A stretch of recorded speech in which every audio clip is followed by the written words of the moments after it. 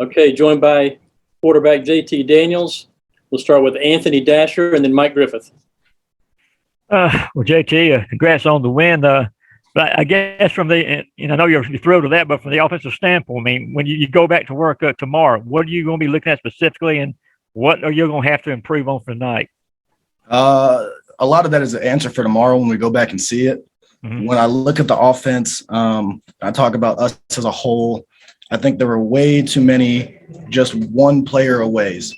And meaning by that is, Coach Muggins says all the time, we can't play with 10. And there were too many times that either I make the wrong decision or we don't get the protection right, or one guy doesn't line up in the right spot. And, on third and down against a team as good as Clemson, that's going to lead to punting, over and over again. I think we did a lot of great things. I think we put a couple of good drives together. I think we got to be more efficient on first and second down to stay out of third and long, and just execute a little better in the red zone. JT, can you tell us what happened on that interception tonight? Yeah. So I give props to Clemson. They played three buzz on us. They did a great job disguising it. Number 10 linebacker, Balen Spector. I think he's a great player, honestly. He did a great job sitting from the inside route, jumping the outside route on the last hitch.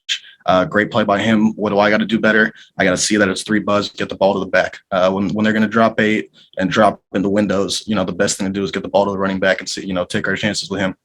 Let's go to Mark Weiser and then Pete Thamel.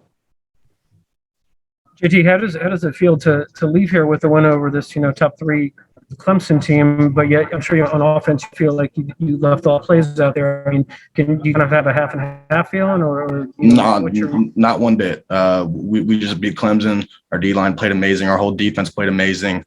I think our O-line fought their ass off at the end when we had to go 4-minute and run the ball.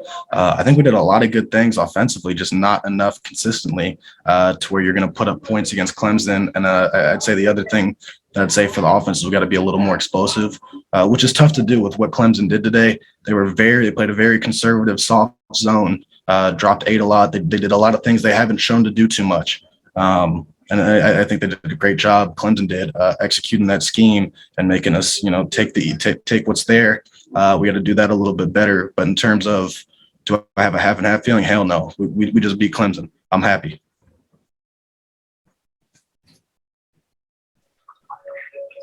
JT, we're in such an era in college football right now, relentless offense. You obviously had to break into a lot of new skill position players tonight, especially your receivers. And we're just curious, for this program to meet its championship goals, how much evolution you're going to need from this offense in order to get there by the end of the year. The defense does that every game. We don't need to score much more than 4 points. But realistically, I think each week, and we're going to take it week to week.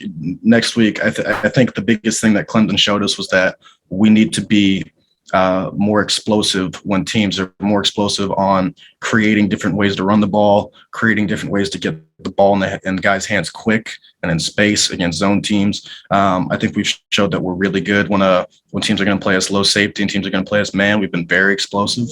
When you watch the games where teams played low safety and let us one-on-one make throws, and teams that have let us gash it up the middle when they're going to spread out too high sometimes, we show to be explosive. I think we're going to need to be able to attack these 3 traps and, the other things that Clemson showed us that we haven't seen much. Let's go to Seth Emerson and Steve Reed. Good morning, right? JT, I don't know if players think of it this way, but do you, when you see the defense play that way, look at the rest of the season and say, we don't have to carry this team. We may be able to play a different way. Does it take any pressure off as you guys go forth with the rest of the season? It's awesome when it happens and your defense holds a Clemson team to 3 points and scores 7. It's awesome. Obviously a huge help, and our defense deserves all the credit for tonight. But no, to me it doesn't, because I don't feel the pressure. And really our offense in general doesn't feel the pressure to play based on what our defense gives up. I think we're good enough, and we have the talent, and we have the ability to execute to where, you know, we should be able to move the ball on anybody, no matter what the circumstances. No matter if the defense has given up 0 points, I think we should try and score every drive. If the defense has given up 100 points, we should try and score every drive. The pressure doesn't change based on what your defense does.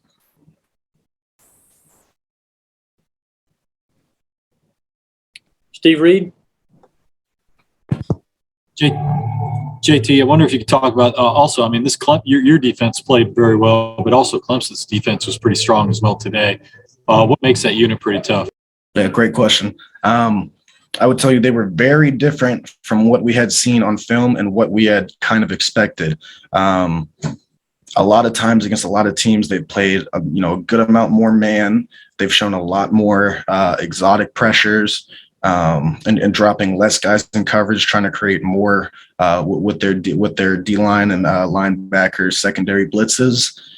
Today they didn't really do any of that, other than I can think of 1 3rd down, excluding 4-minute when you have to run the clock out. I can think of 1 3rd down and a couple of rundowns that they played us, true 1 high, and maybe a few times they brought more than 5, which was very unexpected. And I think you got to give a lot of credit to Clemson on their ability to be so versatile. I think a lot of what they said was, we're going to stay too high. We're going to keep our safeties and our corners off. We're not going to let you be explosive on one-on-one shot plays. You're going to have to drive it on us and run the ball. You're going to have to check it down. You're going to have to keep the chains moving and stay efficient on 1st and 2nd down. And we didn't do a good enough job, and Clemson did a great job executing. They showed they're very versatile, and they can play a team all low safety, 1 high man 1 week, and then they can play a different team and say, we're going to play soft drop zone and make you execute. I'd say their versatility and how hard they play too contributes to them being a very, very good defense.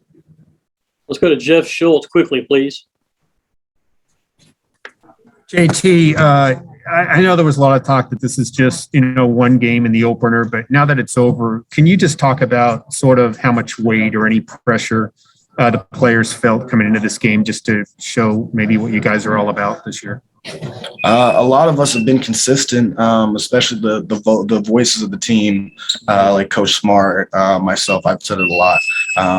To me, it was a huge emphasis that this is game 1, a non-league week 1 game. And as exciting as it is, as a great of opportunity as it is, this doesn't mean this doesn't change anything for the rest of the season. As far as I'm concerned, I'm focused on UAB right now. That was awesome. Great experience. Super happy for the defense. Happy for everyone that got a chance to play and contribute and do everything. But game's over. We're going to watch the tape, and we're focused on UAB.